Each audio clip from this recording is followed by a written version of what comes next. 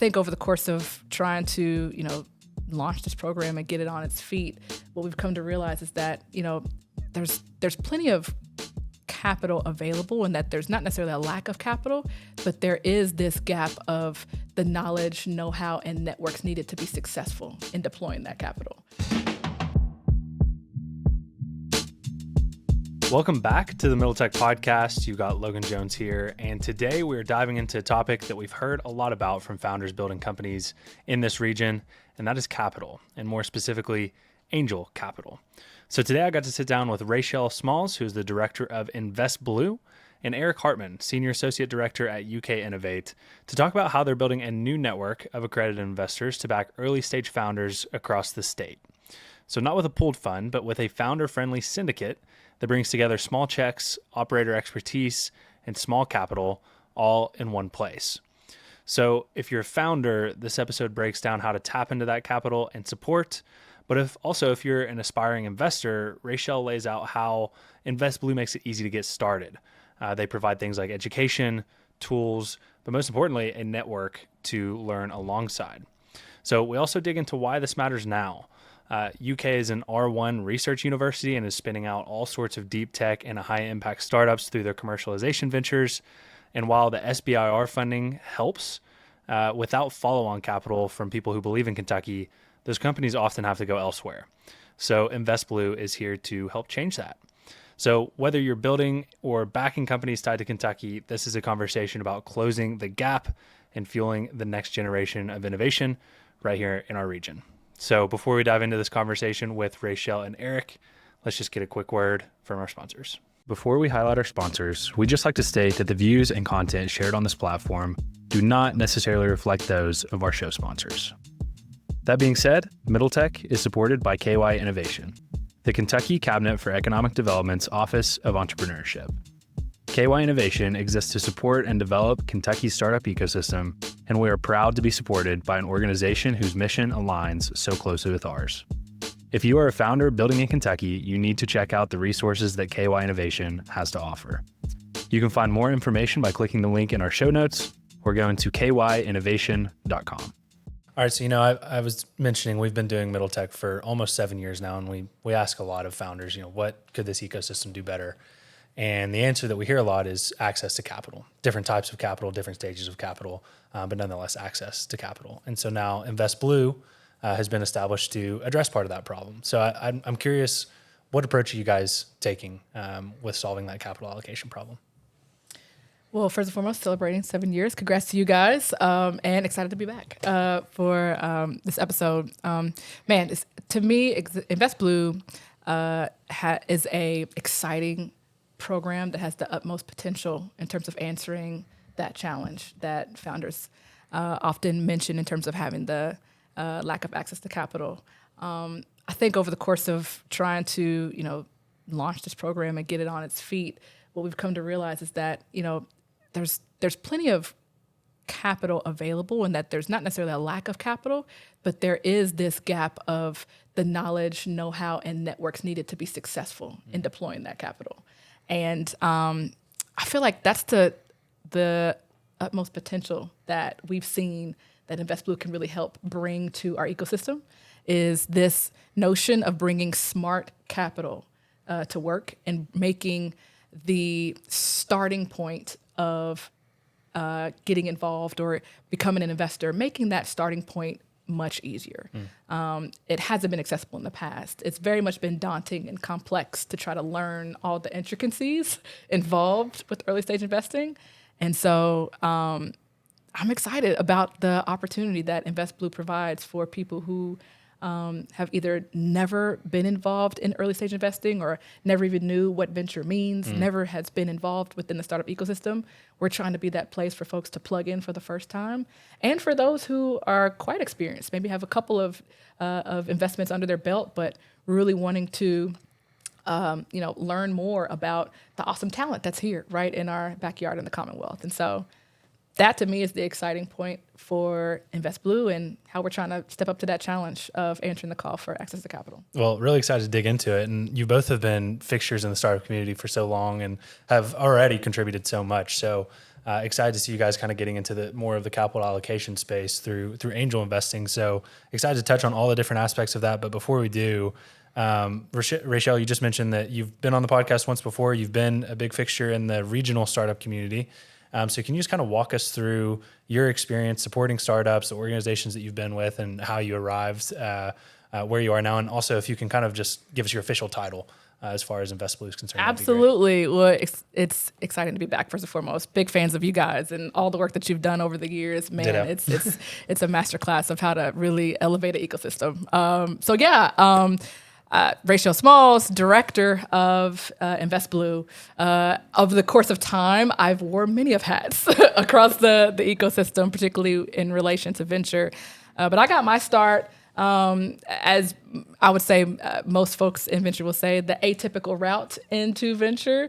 Didn't have a finance degree, didn't have an investment banking background or anything. I started my journey in the startup community by first and foremost getting a early start in solving problems for founders. So, I was a hometown Shelbyville, small town kid, and got a chance to play sports that led me to be able to attend college at two universities and play college basketball in those two universities. One was at Marsh University, and then at EKU. So finished out as a colonel. I think I don't know, one of two people on the team that's not an alum at UK, but nonetheless, they're gracious. So even through those years of basketball and sports, and then even going through college, I never even heard of venture, never knew about investing, only knew a tad bit about small business and entrepreneurship because I had parents who were entrepreneurs. And so my mom and dad were therapists by trade. Originally had a private practice that I grew up knowing and working in as a kid, like answering phones and doing some fun stuff. When I finished college and finished basketball and finished with my second degree, they said, come back home and help us with the business while you're trying to figure stuff out. And that led to about 8+ years of working with the family business. It turned from a private practice to a full-on behavioral health corporation with 50 employees in 3 locations. And I took all that I learned from, at that time, from my MBA and applied it, all those case studies and capstone stuff. But I got my chops around operations, around marketing, around all the, hats that you wear in terms of building a business, and got bit by the bug, right, of building something, taking something from 0 to 1. That then led to me helping other companies like my parents, so under-resourced founders kind of across the Louisville region. Did a little bit of kind of consulting in that time. And then I rubbed shoulders with the folks that were working at the Entrepreneur Center at the time. It was called 1804, but it was a small entrepreneur center and a resource hub there that was needing someone to support founders and create resources. Well, me being the nosy, curious kind of kid that I was, I got a chance to come alongside to that team. Saw my first kind of experience of coming alongside founders, finding out what their needs and challenges were, and building resources and services for that. And that's what the team did for a little over a year. Then got the chance to do that so that role, I would say, was being able to do that for early stage companies, people who were from an idea on a napkin, idea in a shower, coming in and saying, hey, I want to build this thing, all the way through to folks who have fundraised before. I then got the opportunity to come alongside the team of Endeavor, which is the last time I was here, was representing Endeavor as the Access to Capital lead. But I got a chance to support founders at a much later stage during that time. I always call it my second MBA, but it was 4.5 years of supporting high potential companies and high growth companies at the Series B stage and beyond. Of course, we were one of 40 offices around the world and supporting entrepreneurs from many points of the globe. But man, what a learning curve I got in terms of really getting a deepened knowledge around the power of access to great talent, access to great market opportunity, but more importantly, access to smart capital, right? Not just trying to cobble money and checks together or getting money from any old one, but what are the aligned partners that will help my business succeed and move forward, and being strategic and being thoughtful from a founder perspective on how to do that, how to find the capital that's best fit for me. And so, again, last time we chatted, we were talking about creating resources for that. That then led to me, coming alongside and running entrepreneur programs for a VC firm that was out of Cincinnati called Lightship Capital. Worked with that phenomenal team. It was a husband and wife GP team with Brian and Candace Brackeen. And I worked on the foundation side, leading entrepreneur programs, finding resources and support for founders. You're noticing a pattern here. And so that opportunity was for about a year and a half. Learned how to, fasten capital resources to entrepreneurs kind of in the middle of the country, but getting back to the early stage with that role. And really what I got inspired by during that time and what kind of led me to, coming alongside with the team at UK was seeing that, the access to capital challenge was just not, beholden to our region, but this was something across the middle of the country, right? And really, there's overlooked and under-resourced geographies all over the world that face this same challenge. And so I was always curious to try to think about, like, how do you really professionalize a venture class or a region at scale? Like, what mechanisms can you really create to try to educate people, but also bring more capital to bear for a ecosystem, right? And getting a chance to see plenty of examples over the course of those experiences, I learned a lot. And so when the opportunity came to actually take on a role that could be a little bit of that solution, I jumped at it. And so, timing of both professional and life led me to come aboard with the team at UK. Obviously, over the course of time since I'd been here before, had a kid, had a baby boy, Congrats. which had me come back home and get closer to home.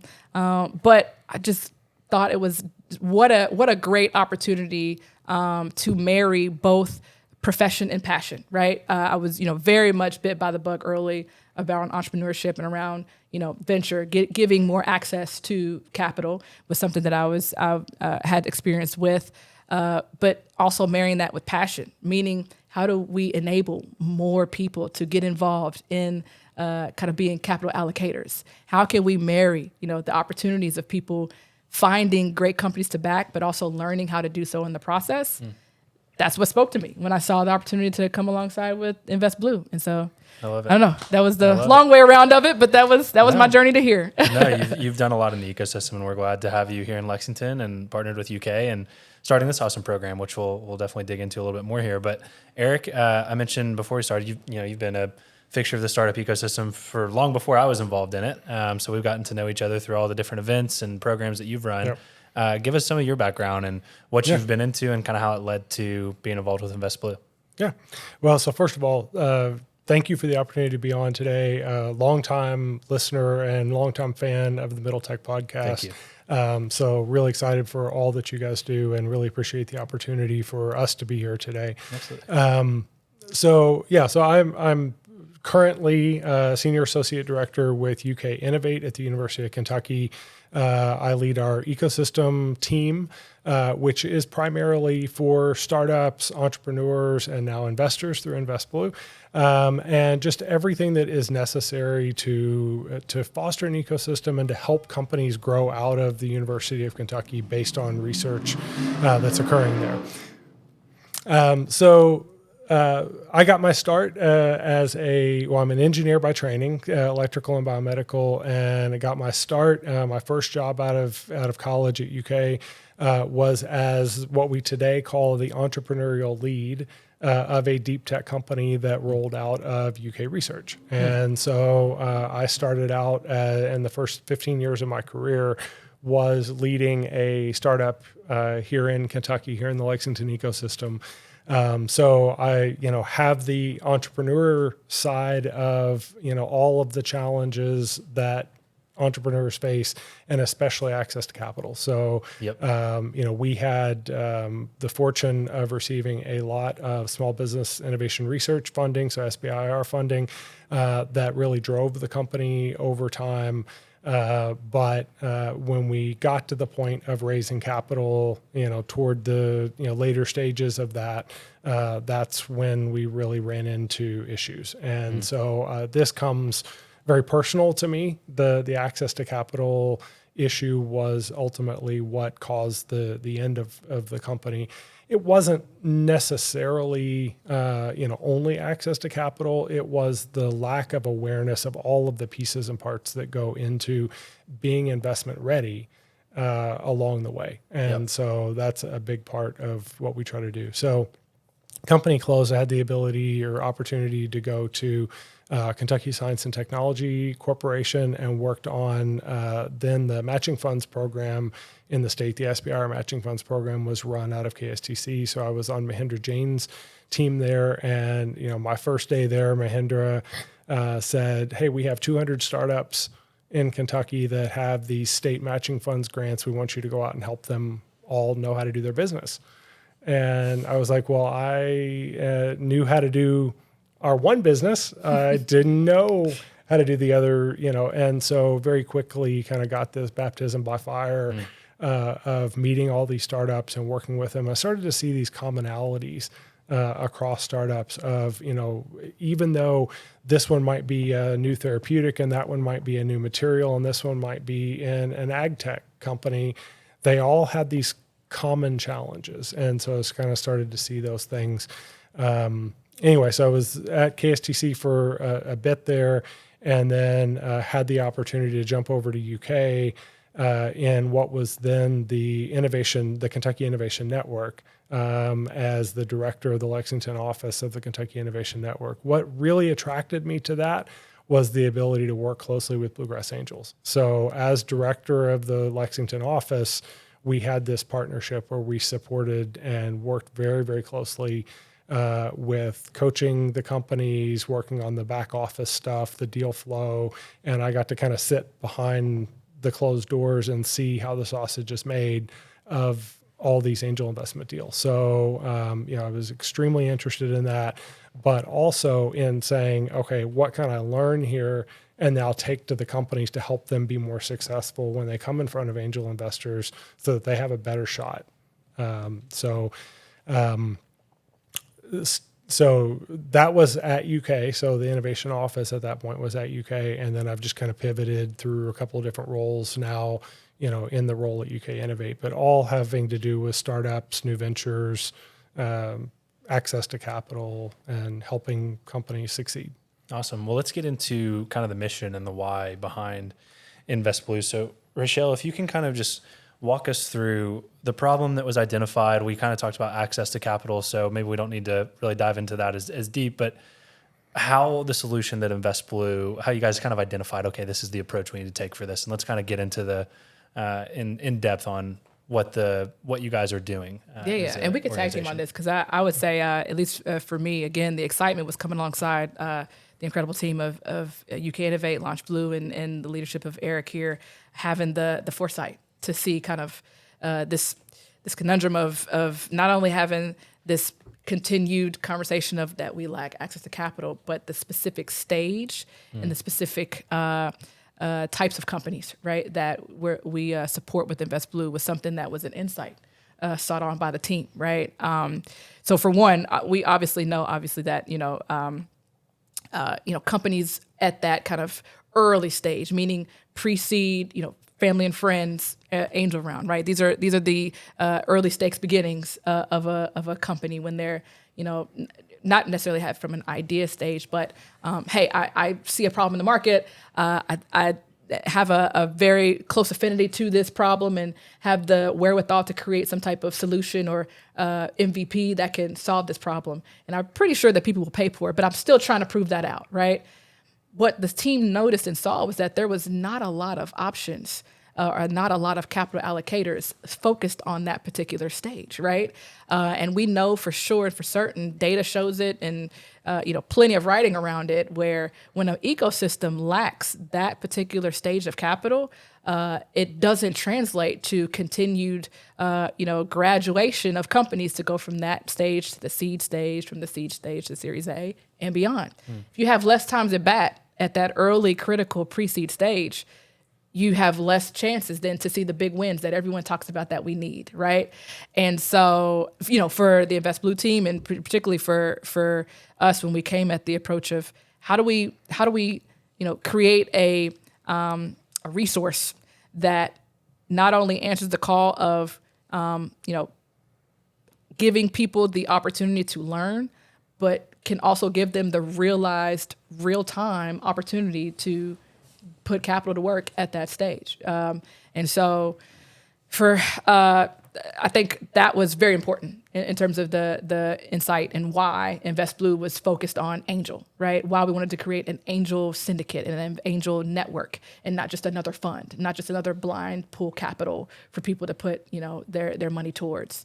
I think the other piece too, and I think the fun part of marrying the two organizations that came together to partner and create this program was that there was some natural kind of expertise around particular sectors and industries that often got missed in our ecosystem specifically. And when we talk about kind of the Kentuckiana kind of South.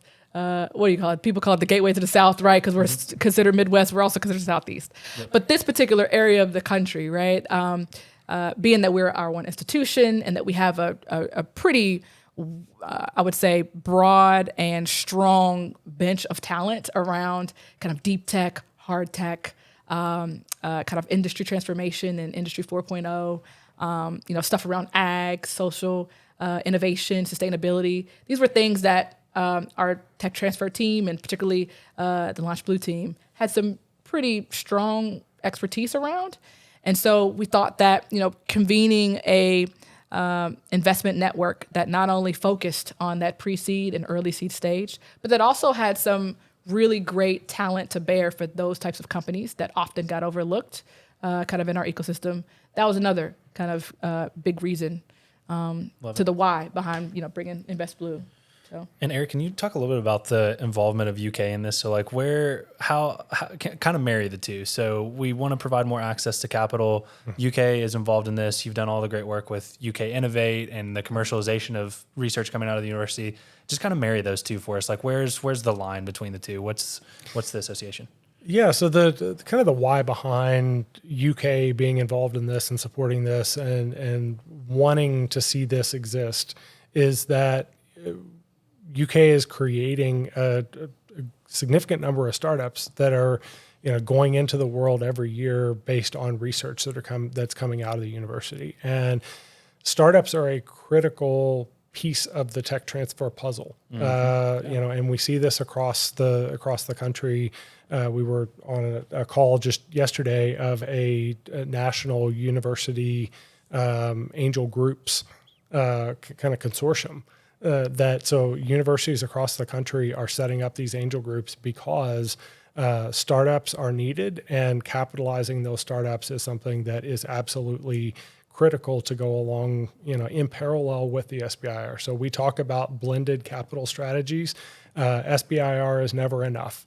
Right. And so you need to have money to come alongside of that. And so that's why universities and why UK in particular is interested in supporting these types of programs and definitely Invest Blue specifically. Well, it makes a lot of sense. If you're trying to build an ecosystem from a university's perspective, which plays a critical role in an ecosystem because there's all the research going on at a university, you want to be able to kind of continue that flywheel. Yep. And I'm sure universities are saying, okay, well, when we bring our research out into the real world and try and commercialize it, yes, we can help with getting SBIR funding. How do we kind of continue it on down and make sure that the odds of success continue to go up? That's where it kind of just becomes more of a holistic ecosystem play. Yep. And the great thing about it is that the entire ecosystem benefits. It's not just startups coming out of the university, which I feel like is a critical part of this as well. Right. And it goes all the way back to the original research funding and the decisions for the federal agencies often to fund the research at the universities. They're not funding this for, whatever reason. They're funding it because they want to create impact in the market. They want to make people healthier. They want to make, they want to solve problems for society. And ultimately, the way you get to impact is by having a successful startup. Yep. And so if the company, is formed and isn't ultimately successful, then that's, it's not getting us to the end goal that we really want to see. So by having this full capital stack, by helping in other ways, by helping team build, by helping, understand all of the business model aspects and all the other things that need to go into a company being successful, it's ultimately leading toward the university's mission of making a healthier and better Kentucky. Yeah, and I also love that it kind of allows local investors to be able to participate in this entire ecosystem flourishing. It's like, okay, we have some of the most talented researchers in the world over at University of Kentucky. Yep. They're trying to bring their research to market. Let local investors be able to participate in that. Absolutely. And I think that's a really exciting thing. If I could add one more thing please too do. to that, because I mean the other kind of, I would say, upside surprise that our team noticed as well when we first put this out in the market and made this an opportunity was that I think we were, I guess we weren't so surprised, but the way in which UK can really breed talent and brings talent together. Being the R1 institution that it is and the gym that it is in the community, we saw this as an opportunity to bring additional local investors that may not have had the opportunity or been exposed, if that makes sense, right, to the incredible entrepreneurs and talent and innovations that were here right in our backyard.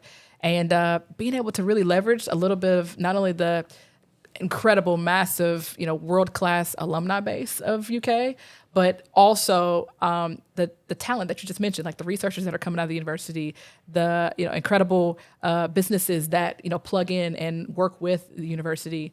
Again, Invest Blue is not only focused solely on UK, but man, it was a massive upside in terms of being able to kind of just create and crowdsource phenomenal talent. Yep. For the use case of them becoming a local investor, but also for the founder, right? Yeah. The companies that are coming across our pipeline, we're able to kind of crowdsource talent and operational talent, entrepreneurial talent, people who are former operators, are former founders that are kind of, serial CXOs at companies all over the world that already have an affinity for Kentucky. Yep. And that's the beauty of what we've seen just thus far of, bringing the group together and coalescing talent, if you will. It's almost like we're collecting talent here. Yeah, very exciting. So, yeah. Very exciting.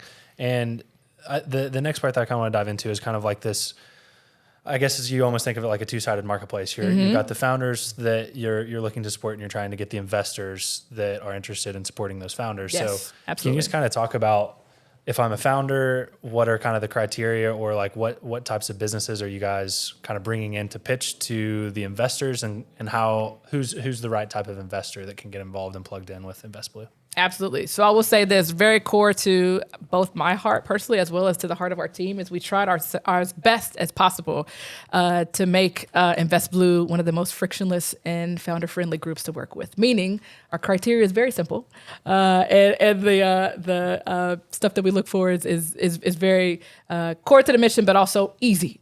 So from a criteria standpoint, the companies that we look to back and support is any company that is raising a pre-seed or seed round and has some type of Kentucky tie, whether that's geographically or within the founding team. What does that mean? If they're born and raised here in Kentucky, if the founders went to school here and are alums, if they're working at a Kentucky corporation and are looking to create a spin out of sorts or to take on a new innovation, right? We literally try to find the tie to Kentucky that is in that founding team, or if they're just geographically based here. The fourth kind of thing that we look for in terms of a Kentucky tie is, being that we are great champions and supporters from an ecosystem building perspective. we often have seen great companies come out of the ecosystem programs across the state. So all of our ESOs that have great accelerator programs, all the partners that have like pitch competitions and really strong fellowship programs across the state, we consider that as a Kentucky tie. And so we've had really great companies that are maybe currently headquartered on the coast, but have now graduated out of a program and are looking to relocate here. And that is very much something that I was excited about because it was differentiated from some of our other, capital counterparts, right? That a lot of folks solely focus on Kentucky-based or being kind of based here. And we wanted to open that up and open the aperture so that we can, bring more talented founders and better returns, I would say, for the founders and the members that kind of join the network. We'd like to take a quick break to highlight one of the sponsors of the Middle Tech podcast, Awesome Inc., the innovation hub in Central and Southern Kentucky. Awesome Inc. helps grow the Kentucky tech and entrepreneurial community through pitch competitions, a mentor-driven startup accelerator, the Kentucky Entrepreneur Hall of Fame, co-working, and the Team Alpha internships. Be awesome. Now, back to the show. I love that. And I love that it's a little bit broader of a perspective because it's like, you've got your Kentucky roots. We still want to continue to support you. I think that's a really important message to kind of communicate. I was like, you might not be physically in Kentucky, but you're still doing things. You're a Kentuckian that's doing big things somewhere else. We still absolutely you have a tie here, and we want to continue to support you. I like that a lot. Talk about the investor side of it. So, can you paint us a picture of like who the ideal type of investor is and how they can get involved and kind of what the benefit is of joining a group like this? Absolutely. So in the same vein, keeping things simple, right? So for one, we at this point, our membership has been truly focused on folks who are considered accredited investors.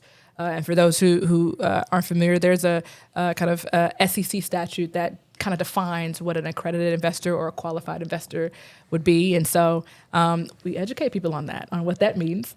And so for our charter membership that we established the program with, those folks had to be an accredited investor and had to have an affinity for Kentucky.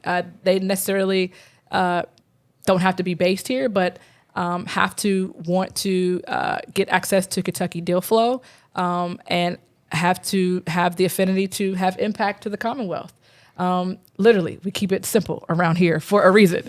I would say what that kind of looks like and what it's started to play out as is, we kind of have had a really great start with our core group of 35 investors that have committed to be our charter members. It's a fancy term to say, our beta group, but more so just early believers. These are seasoned operators, former entrepreneurs or serial entrepreneurs that have maybe had their success and exited a company or two and is now very impassioned about giving back to the future kind of generation of entrepreneurs.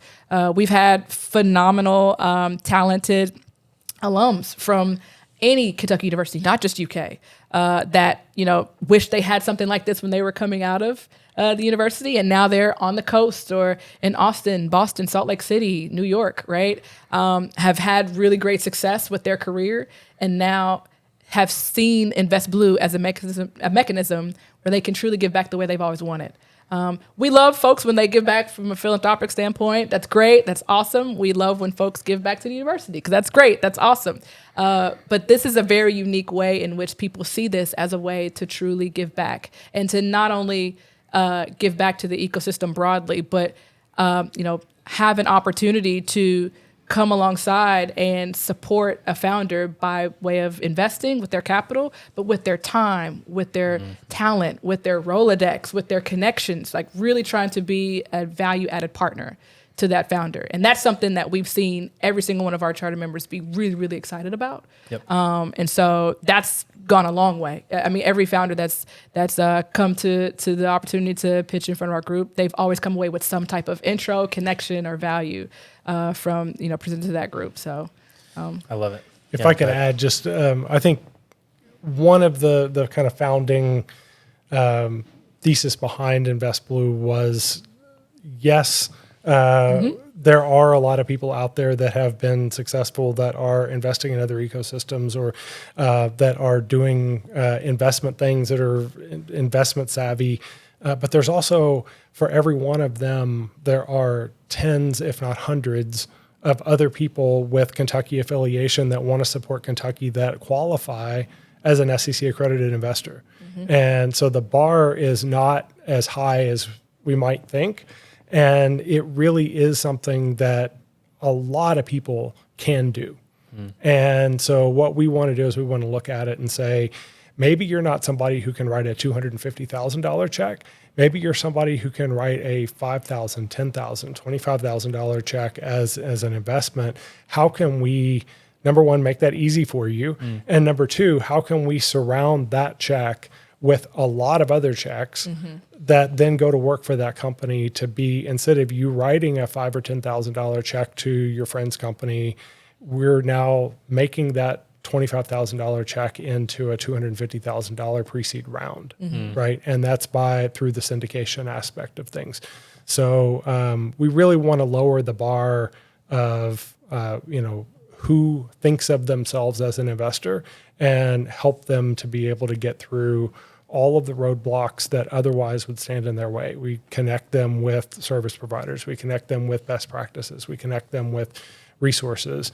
All of those things are made easy so that if somebody says, I want to see that startup exist in the world, we try to make that easy for them to have that impact. I'm glad you brought that up too, Gary, because it is the critical why behind InvestBlue. And that is something that I know that our team has really prided itself on, is trying to be that safe place for someone to come and say, I don't know. I'm wanting to learn more. Can you help me with that? And I would say, rarely do you have, I would say, places, communities, spaces to where people can learn by doing in a vast clip. And so, yes, getting that exposure to early stage investing is important. But our job and our passion and our why is to be that kind of that white glove experience, to where we not only empower you with knowledge and know-how, but we give you the reins and the resources and the tools, the templates, right? The hack guides, the playbooks, if you will, so that you can make educated decisions about your capital, and that you can do that with others, right? And to his point, that syndication piece is something that is critical, and it's important, and it's what makes InvestBlue a bit different. It's funny, I would say too, the vast majority of folks who don't see themselves as investors are, quite frankly, the best suited to support founders oftentimes as well. We've found this with InvestBlue. It's also something that I've seen personally just across the years of supporting entrepreneurs. Sometimes and oftentimes, if you let successful founders talk about those first angel checks that came along their deal, it may not have been the lead investor. It may have came from a really passionate person from that industry, or a colleague of theirs, or someone who just knew a ton about that industry. They may not have came with the $250 check, but they came with a $1,000 check. And with that $1,000 check came the massive amount of introductions that they needed for their first pilot. Do you know what I mean? Absolutely. And so for us, those are the types. Those are the passionate folks who really want to see entrepreneurs succeed, and to try to remove those barriers and make it that much more easier for them to get involved.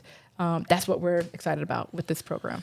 And can you hit on a little bit of how this kind of works with the other investment groups and initiatives that are in town and in Kentucky? Because I know it's not meant to be something that is like competitive against any of those. It's meant to be meant to be collaborative, which is one of the strengths of the Kentucky startup ecosystem in the first place. So can you just kind of tie that together for us, how it would work with some of these other initiatives and other programs? 1,000%. Yeah, no, we're it's funny because this initiative is led by two ecosystem building folks, right? Folks who believe in collaboration. And so, we've had, I would say, the one of the fun parts about this job is really coming alongside, all of the incredible VCs, funds, syndicates, angel groups that are across our state. For one, it's been great to come back home and learn what new groups are here now, or folks who have kind of been a staple to the community and has been deploying capital for years. What we have strived to do is to try to come to them and find what ways can InvestBlue be a tool in your toolkit, right? Especially for folks who are working as like that have the pooled fund mechanism. Oftentimes you very much have this notion of, having your capital being locked up, right, for so many amount of time as an LP of a fund. And that's a way in which you can absolutely invest in companies, spread your risk, and, invest into companies without having to kind of own your championing here. But what we also see is that there are times where opportunities come across to where a particular fund may say no, but there's some really good affinity, connections, or value to be had from the LP base of that particular group. Same thing with other fellow angel networks and groups that we've connected with across the state.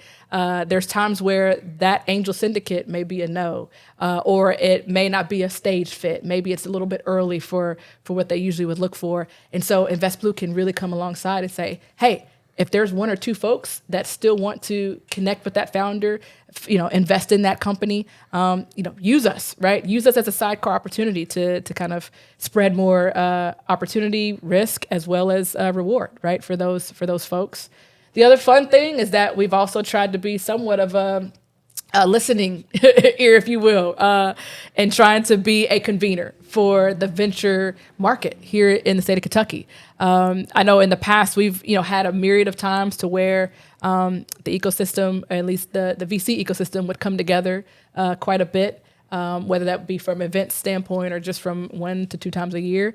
And so InvestBlue has kind of been that, the Trojan horse to bring everybody together more often and to somewhat cut down the amount of times in which founders have to go from group to group to amplify their deal, right?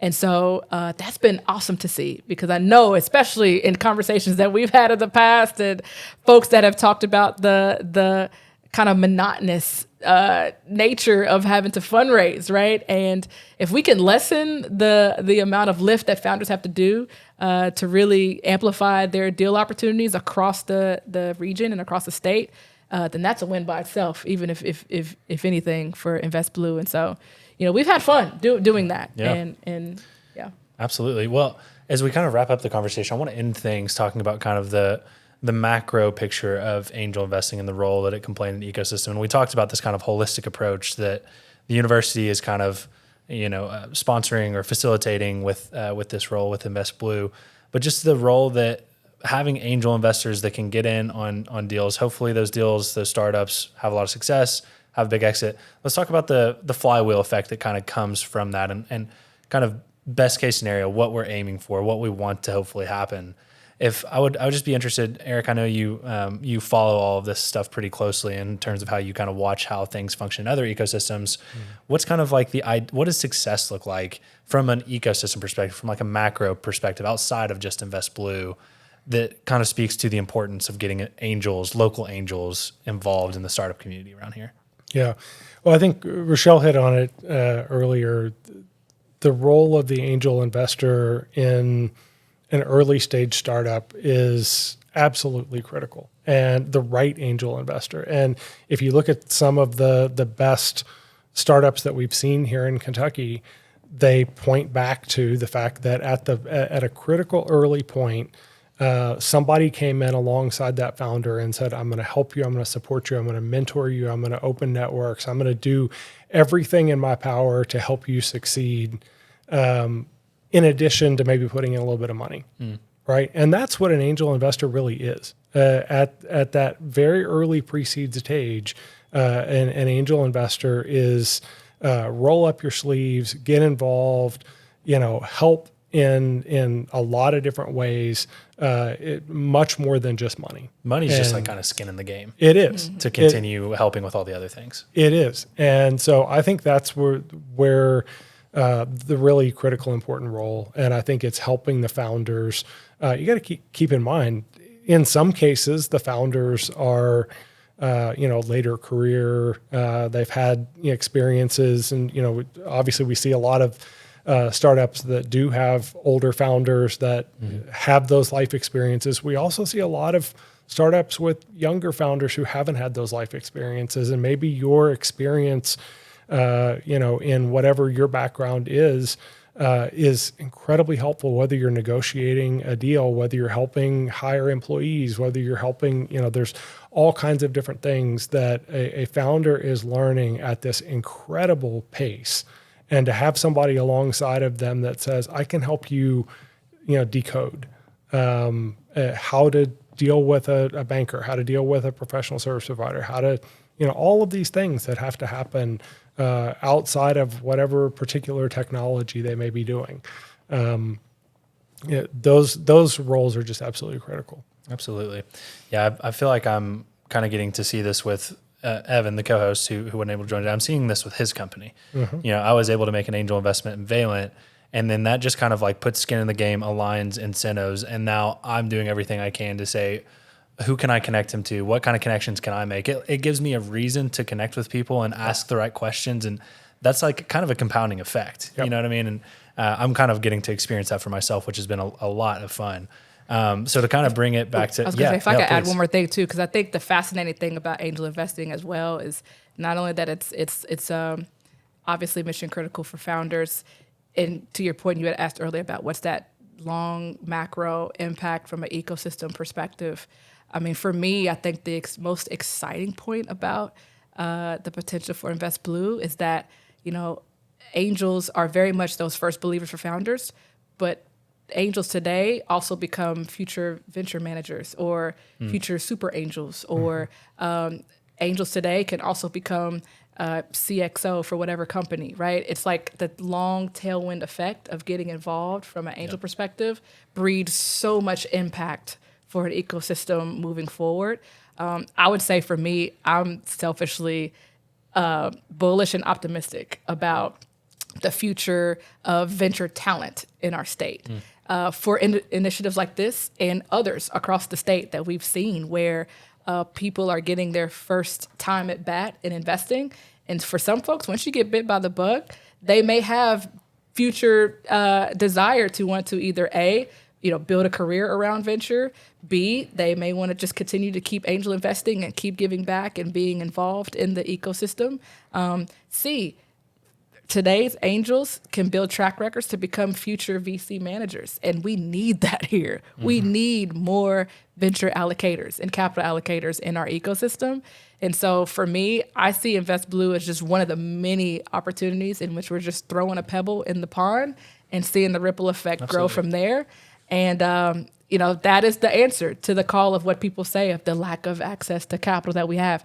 Well, you have to bring more opportunities for people to not only, deploy capital to the companies, but learn and grow and expand in their talent aperture for venture, and then grow in their appetite rather for venture. And so that to me is the other huge macro downfield 10 years later when Invest Blue's grown up. I'm hoping that this was the beginnings of future venture managers, future, super angels, the beginnings of future VC talent folks that, either stay here in Kentucky or go beyond to work for tier 1 and tier 2 venture firms, right? Because that's the real kind of need for talent in the venture class. So that's my excitement as well too. Yeah, and I love, again, the holistic approach to it. Just excites me. It's the right approach in my perspective. So glad to have you guys building what you're building here in this ecosystem. It's very needed, and I'm glad to have you two specifically that are kind of leading the charge here. So before we end things, for anybody that's been listening that says, I want to learn more, I want to get involved, who can I reach out to? How can I do that? Give a few plugs for Invest Blue or any other programs that are kind of tangential that might be relevant to the audience.